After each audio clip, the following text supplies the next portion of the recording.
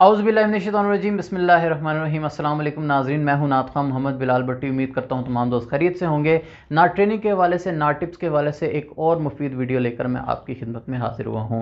मेरे चैनल पर नए हैं तो चैनल को सब्सक्राइब कर लें, वीडियो को लाइक कर लें।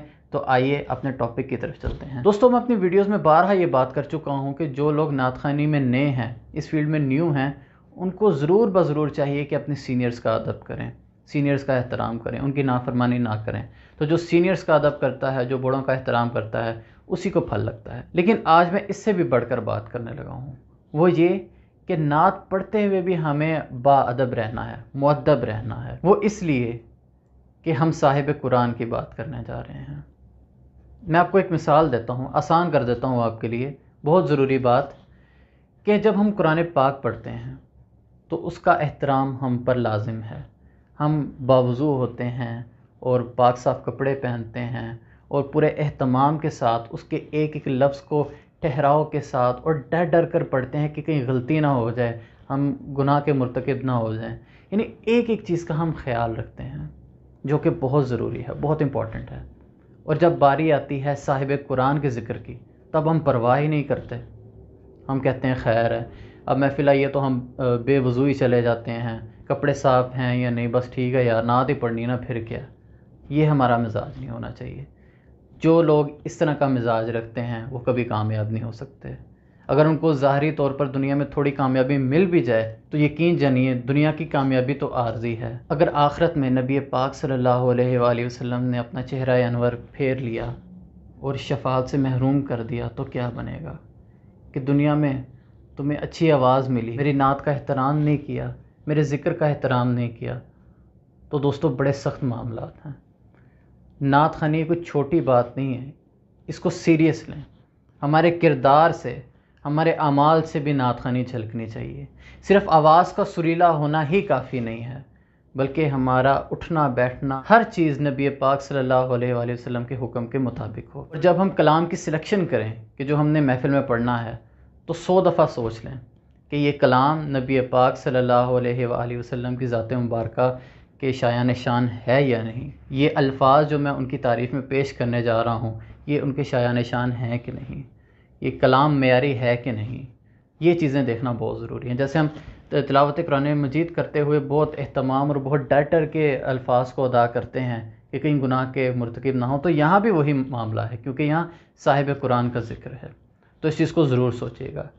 अगला सवाल ये कि बहुत से दोस्त पूछते हैं कि हमारी उम्र काफ़ी ज़्यादा हो गई है, तो अब हमें नात ख़ानी का शौक़ हुआ है, तो क्या हम नात ख़ां बन सकते हैं। तो उनको मैं यही जवाब दूंगा, जी हाँ, आप नात ख़ां बन सकते हैं। इसमें एज का कोई अमल दखल इतना ख़ास नहीं है। आपका सेहतमंद होना बहुत ज़रूरी है। आप सेहतमंद होंगे तो आप नात ख़ानी कर पाएंगे, ठीक है। अगर आपको दिल का मसला है या शुगर है, हाई ब्लड प्रेशर है, तो आप पहले अपना इलाज करवाएं, क्योंकि जब आप नात ख़ानी करेंगे, हाई नोट्स लेंगे, ऊंचे सुर लगाएंगे, तो हो सकता है आपके दिल में तकलीफ़ हो। जो लोग दिल के आर्ज़े में मुब्तला हैं, जो हार्ट पेशेंट हैं, उनको डॉक्टर्स यही रिकमेंड करते हैं कि वो ऊंची आवाज़ें ना लगाएं, तो उससे दिल पे असर पड़ता है। तो मैं उन दोस्तों को यही कहूँगा कि अगर आपके दिल में नात ख़ानी का शौक़ है तो जुनून अपनी जगह, पहले आप अपना ट्रीटमेंट करवाएँ, जब आपकी तबीयत बेहतर हो जाए फिर आप नात ख़ानी की तरफ आएँ। तो नात ख़ानी भी एक पहलवानी की तरह है। जिस तरह पहलवान वही मैदान में कामयाब रहता है कि जो फ़िट हो, जो फ़िज़िकली बिल्कुल सेहतमंद हो, वही मैदान में जीतता है। और यहाँ पर आवाज़ का मामला है। आपके अंदर एनर्जी होगी, ताकत होगी, या फिट होंगे तो आवाज़ लगाएंगे ना। आवाज़ ऐसे थोड़ी लग जाती है। आपके अंदर एनर्जी होगी, ताकत होगी, फिर ही आवाज़ लगेगी ना। तो इन चीज़ों पर आपने ज़रूर अमल करना है। और इसके साथ साथ बहुत ज़्यादा कमेंट्स मुझे आते हैं कि बिलाल भाई, हाई नोट्स लेते हुए हमारी आवाज़ फट जाती है, या अंतरा कहते हुए हमारी आवाज़ फट जाती है, हम क्या करें।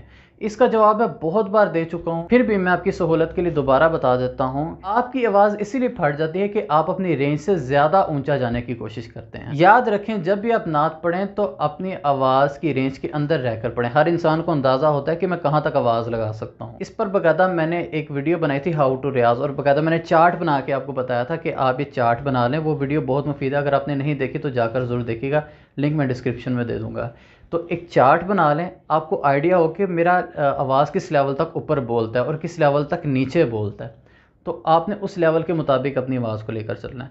अगर उस चार्ट के मुताबिक आपकी आवाज़ 6 नंबर लेवल पर जा रही है, تو آپ 4 تک ہی رہیں، 6 تک جانے کی ضرورت نہیں ہے۔